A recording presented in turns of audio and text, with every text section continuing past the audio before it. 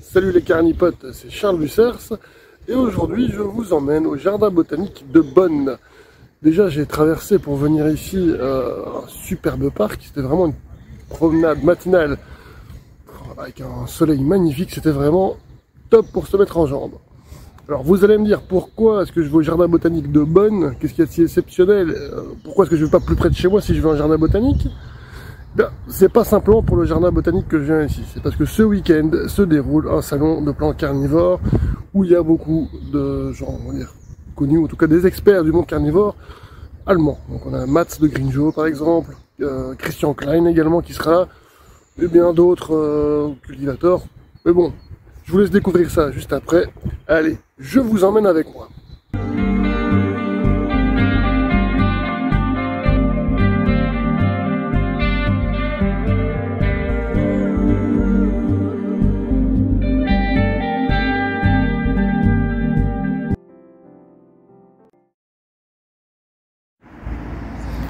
Bon, ma première approche, je suis un petit peu à l'avance, juste une petite demi-heure, donc c'est en train de se mettre en place. Donc on voit déjà quelques stands là qui sont déjà montés, ça va commencer à se développer un peu plus. Je pense que ça continue encore là derrière. Alors, si bon, il y a l'entrée où moi j'attends ici devant le petit hall d'entrée. Et donc voilà, on se réjouit de pouvoir aller voir le vif du sujet et voir un petit peu ce qu'il se passe et ce qu'il se raconte et ce qu'on va pouvoir découvrir dans les super stands que je vois se profiler là au loin.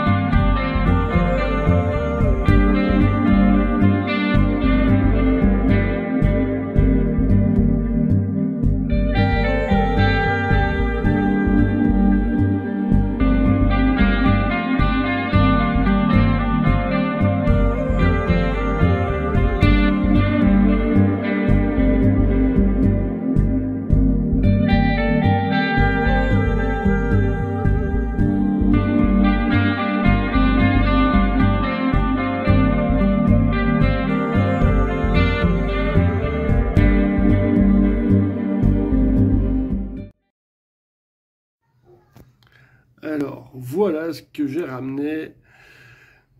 On peut évidemment distinguer, c'est un Drosera, et il s'agit de Regia. Je vais un petit peu dézoomer pour que vous vous rendiez compte de la taille du monstre. Voilà, on n'arrive même pas à tout cadrer. Hop, je monte, je monte, je monte. Il est magnifique. Il y a plusieurs pieds dedans, évidemment. Et c'est une variété un petit peu spéciale de Regia, parce que c'est un croisement entre la plante mère Regia qui fait des fleurs blanches avec l'autre parent, le père, on va dire, qui est, lui, avec des fleurs mauves. Et bon, ça donne au résultat un Regia avec des fleurs mauves également. Mais bon, c'est un croisement intéressant. Ça se trouve, on aura d'autres fleurs qui seront peut-être un petit peu différentes. Mais il est magnifique à voir. Si, en le reproduisant, on garde les fleurs mauves, ou si on arrive à encore avoir des fleurs blanches. Parce que le Drosera à fleurs blanches est assez rare à trouver, évidemment. Alors, qu'est-ce que j'ai ramené d'autre? On est sur du Darlingtonia Barry Rice. Un deuxième ici. Qui a la particularité de devenir très très grand. Donc, ça va être sympa.